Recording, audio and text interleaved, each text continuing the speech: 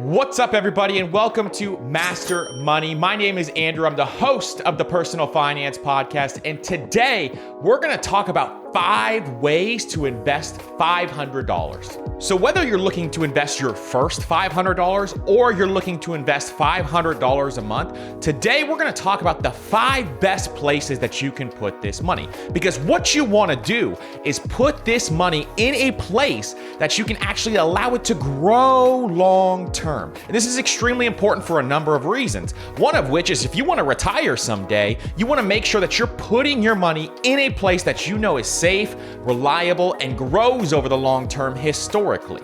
So today, we're going to talk about the 5 places that I would put your first $500, or if you were investing $500 a month. And all 5 of these places are fantastic for people who want to put their money in a place and not have to worry about it again. This is more so passive income than anything else. The reason why is you don't have to actively go out and be pursuing more of this. You can just set it up automatically and have it automatically be going into your brokerage account or your investment account, whatever you're utilizing. And if you're new to investing, investing is the most important thing that you can do with your money.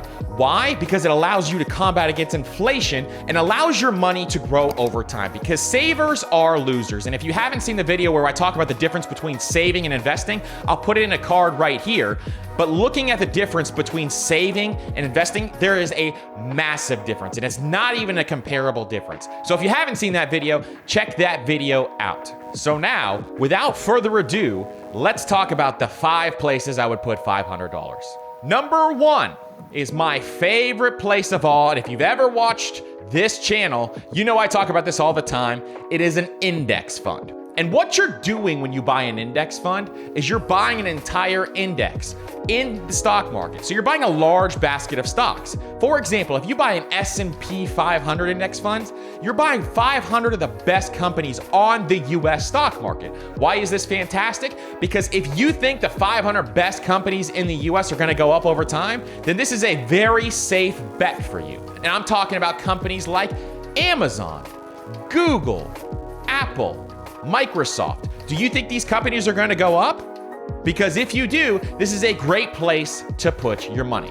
And the second place I would look is an ETF. And ETFs trade slightly different than index funds, but they're very similar in their returns. The difference is an ETF actually trades like a stock, so you can jump in and out throughout the day, whereas an index fund, you can only get in and out at the end of each trading day. That's the biggest major difference. And we're gonna come out with a video with all the differences in a future video, so make sure you're subscribed to check that out as well. But an ETF is the same thing. It's a basket of stocks that you can purchase, and it trades just like a stock, and it's a fantastic thing to look at. And we've done a video with our 5 favorite ETFs, so I'll leave it in a card right up here so you can check that out as well if you're interested in that video. The third place that I would put my first $500 or $500 a month if I was investing that money would be dividend stocks. Now, dividend stocks are fantastic for people who want to get more cash flow into their lives. Cash flow, I need it on time, I'm talking bankroll. Let's not do that again. So what you're doing when you're buying a dividend stock is you're buying interest in a company. You're buying interest, and that's what a stock is. You're buying a piece of a company. And what they do is they return profits back to their investors in the form of a dividend. And what a dividend is it's cash that you get. Sometimes it's monthly, but most of the time it's quarterly, so that every single quarter, the company pays you a portion of its profits. Now, why is this fantastic? Because once you build up a dividend portfolio large enough, you can live off that portfolio and you don't have to work anymore. If you hate the cubicle that you're in, or you hate the place that you're working, these dividends will spit off enough cash that you can retire and allow yourself to retire. Now, how much do you need? It depends on your current situation. We have a couple of videos coming out that will talk about exactly how to figure out what your retirement number is.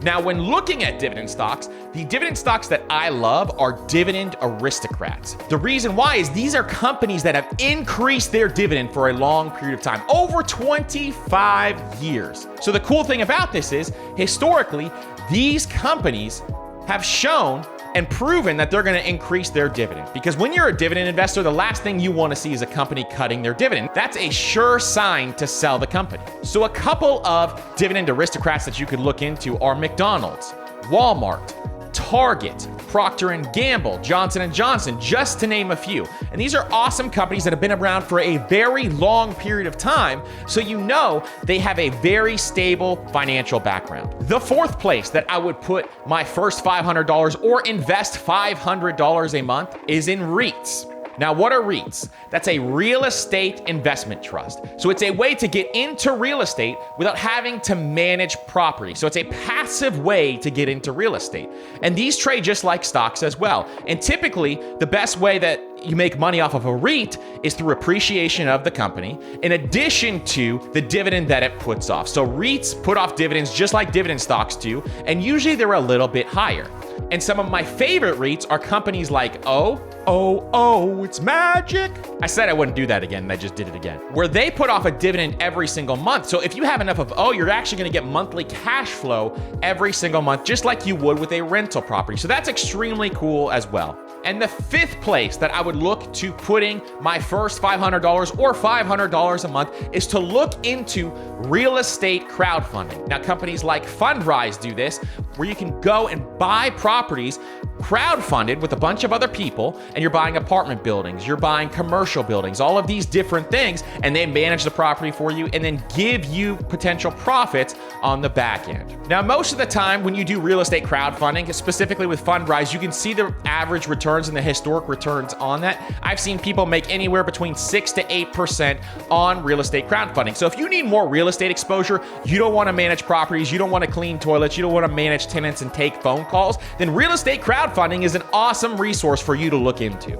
Listen, I hope you guys enjoyed this video and you learned some things about 5 different places where you can invest $500. If you have any questions, leave them in the comments below. Here are 2 more videos that I know you guys are gonna love, and don't forget to like, smash that subscribe button, and hit the notification bell with your elbow, and we'll see you on the next video.